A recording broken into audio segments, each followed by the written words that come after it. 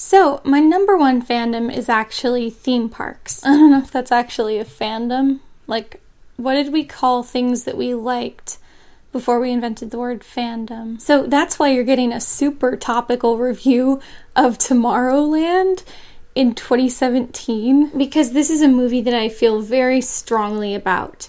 And I'm going to give this video a really aggressive title, so you probably know that those aren't positive feelings. I know this movie was a huge financial flop because people were just like, I didn't like it that much, whatever. But this was actually the movie I was looking forward to the most in 2015. And the new Star Wars was coming out in 2015, so for context. So instead of letting this film fail with dignity and be forgotten by most people, I'm gonna cruelly drag it back into consciousness and dissect all the reasons that I think it didn't work. Because honestly, if anyone was gonna like Tomorrowland, it would have been me.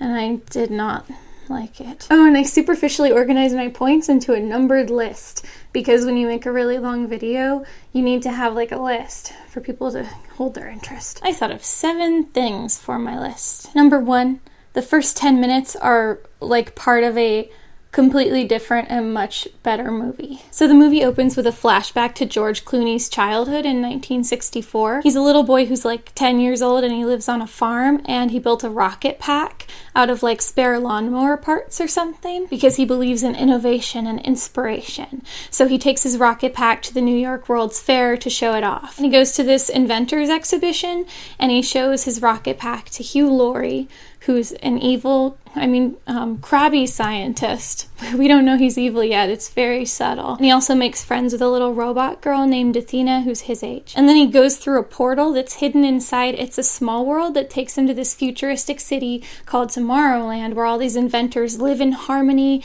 and make whimsical future tech. And I'm like, whoa, this is great.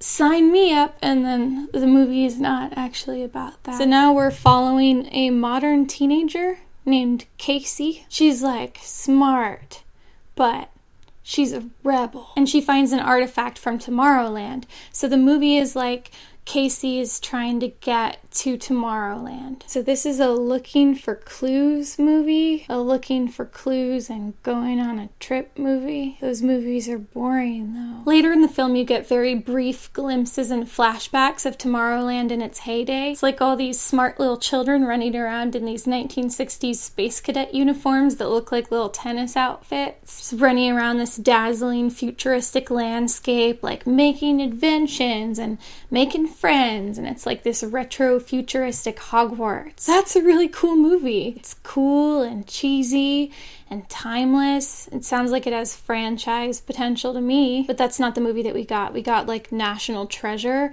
but less focused. Number 2, the main character. I have no hate for this actress. I'm sure she can be really great and stuff, but she just feels really miscast here. I mean, the same year she played an adult romantic lead in a Nicholas Sparks movie, she's cast here as like a starry-eyed teenager in high school. I think Casey's supposed to be like a 16-year-old, and the actress is obviously a grown woman, so it's just really weird, like watching her go around like, Willikers, Mr. Clooney, I'm definitely not 25 years old. And all of her lines are very big and exaggerated. Does she have a lot of stage acting experience? Is she just directed this way? Nobody else in the movie's acting like this, including the actual children. It's even funnier because they put her in like the baseball cap the whole movie and all these loose layers of baggy clothing to try to make her look younger, and it's just really awkward. Number 3, the chase sequences. So a whole lot of this movie is just chase sequences. Casey goes to a comic store to try to find out about the pin, and she gets chased by robots.